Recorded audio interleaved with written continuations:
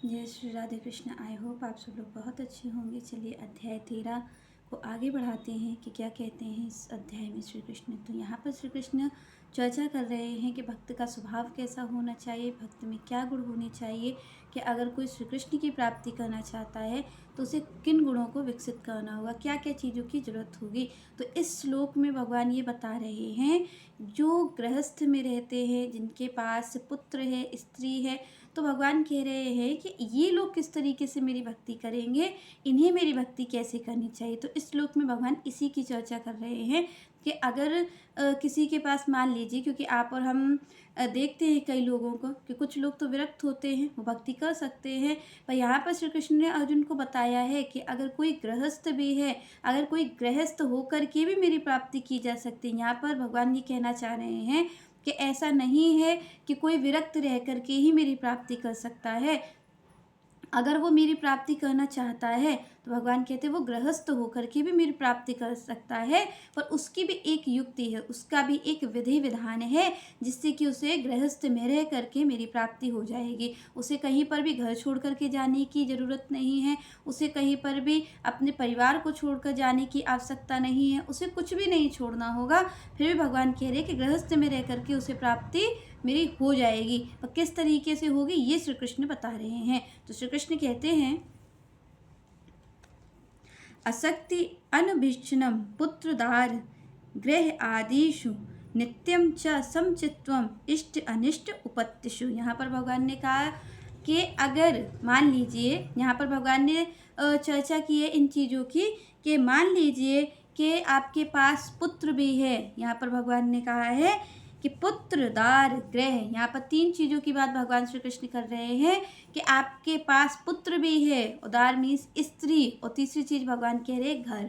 तीनों चीज़ आपके पास हैं, तो श्री कृष्ण कह रहे इसमें रह करके भी मेरी प्राप्ति हो सकती है, पर इसकी एक विधि विधान है। तो यहाँ पर श्री कृष्ण ने तीनों की बात की कि अगर आप गृहस्थी है तो कैसे प्राप्त करेंगे श्री कृष्ण को। तो यहाँ पर श्री कृष्ण ने कहा, आसक्ति अनभिच्छनम पुत्रदार गृह आदिषु नित्यम समचित्वम इष्ट अनिष्ट उपत्तिषु मयि चा अन्य योगेन भक्ति अभिविचारिणी। यहाँ पर भगवान ने कहा कि भाई मुझे प्राप्त करने की तो एक ही विधि है कि मुझे अभिविचारिणी भक्ति प्रिय है। भगवान ने कहा व्यभिचारी व्यक्ति जो है वो मुझे प्रिय नहीं है।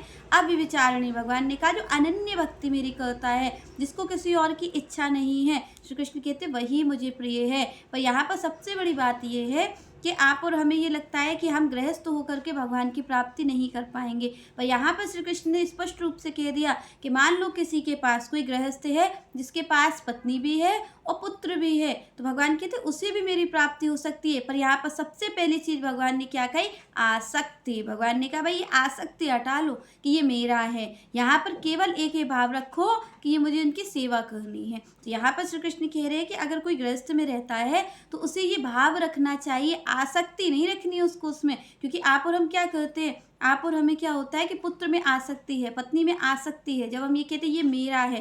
पर यहाँ पर श्री कृष्ण ने पहला शब्द यूज कौन सा किया, आसक्ति हटा लो। यहाँ पर श्री कृष्ण कहते हैं आसक्ति, यानी बिना उसकी आप उसमें आसक्त मत होइए, आप ये मत कहिए कि मेरा है, आप केवल सेवा भाव रखिए। तो श्री कृष्ण कह रहे हैं कि भाई सब कुछ हो पर उसमें अपनापन नहीं हो, ये नहीं हो कि ये मेरा है, मैं केवल सेवा करूँगा। जैसे कि कहते हैं तुलसी बाबा कि सिया राम मैं सब जग जानी, कि मैं इस पूरे जगह को कैसा मानता हूँ, मैं श्री कृष्ण के स्वरूप ही मानता हूँ, अपने राम जी के स्वरूप ही मानता हूँ और इनकी सेवा करता हूँ। तो यहाँ पर श्री कृष्ण ने कहा कि भाई आसक्ति नहीं हो, परिवार तो हो पर परिवार में आसक्ति बंधन का कारण है, परिवार बंधन का कारण नहीं है, पुत्र या स्त्री बंधन का कारण नहीं है। उसमें जो आपकी हमारी आसक्ति है कि ये मेरा है, ये मेरी चीज़ें है, ये मेरी पत्नी है, ये मेरा पुत्र है, ये मेरा घर है, यहाँ पर भगवान तीन चीज़ों की बात कर रहे हैं, ये आसक्ति नहीं हो। श्री कृष्ण कह रहे सेवा करिए, आप अपने पुत्र की भी सेवा करिए और आप अपने घर में अपनी पत्नी की भी सेवा करिए, घर को भी सेवा करिए, आप जितने लोग हैं।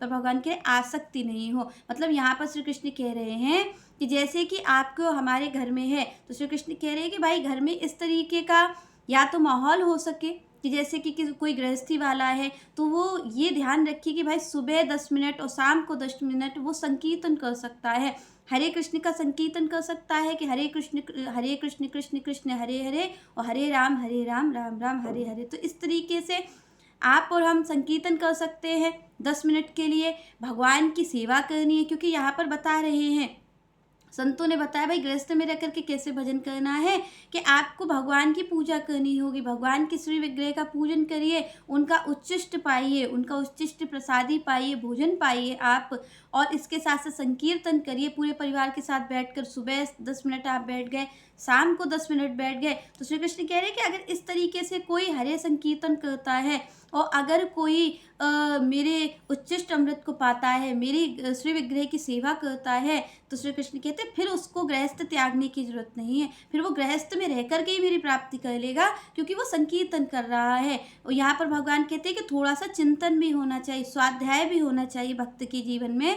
तो यहाँ पर श्री कृष्ण ने कहा कि भाई भक्त का अगर परिवार ऐसा है कि वो हरे संकीर्तन में साथ देता है, उसके भगवान की श्री विग्रह की सेवा करने वाला है, उच्चिष्ट पाने वाला है, भगवत गीता पर, श्रीमद् भागवत है, रामायण है, भगवत गीता है, इन शास्त्रों पर चिंतन करने वाला है, तो भगवान कहते फिर ऐसे गृहस्थ में भी रह लेना चाहिए, उसमें भी रहने में कोई दिक्कत नहीं होगी, आप मेरी प्राप्ति कर लोगे। पर यहाँ पर श्री कृष्ण ने दूसरी बात भी कह दी कि अगर आपका परिवार ऐसा नहीं है और विरोध वाला है, आपको विरोध करता है भक्ति से, तो भगवान कहते ऐसे परिवार का त्याग कर देना चाहिए, जैसे अर्जुन ने किया। यहाँ पर क्या है कि सब श्री कृष्ण के पक्ष में नहीं है, अर्जुन जो पांडव हैं वो पक्ष में है धर्म के, कृष्ण क्या है, धर्म है, धर्म के पक्ष में कौन खड़े हैं, पांडव खड़े हुए हैं। पर यहाँ पर आप कौरव को देखो तो वो सब अधर्मी हैं, वो सब कृष्ण के विरोध में खड़े हुए हैं। तो श्री कृष्ण कहते हैं कि अगर आपके परिवार में सब आपके संगी हैं, सब आपके संकीर्तन में साथ देने वाले हैं, स्वाध्याय आप श्रीमद् भागवत या किसी भी ग्रंथ पर करते हैं,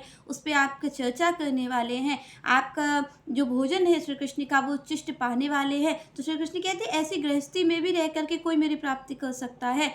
पर अगर कोई ये मान ले कि आपके सब विरोधी है, कोई आपको भजन नहीं करने देता, तो श्री कृष्ण कहते हैं ऐसे जो लोग हैं उनका तुरंत त्याग कर देना चाहिए, उनके साथ नहीं रहना चाहिए। पर गृहस्थ में अगर आप श्री कृष्ण को प्राप्त करना चाहते हैं तो श्री कृष्ण कहते हैं यही विधि है। चलिए नेक्स्ट चर्चा हम नेक्स्ट वीडियो में करेंगे, तब तक के लिए जय श्री राधे, जय श्री कृष्ण।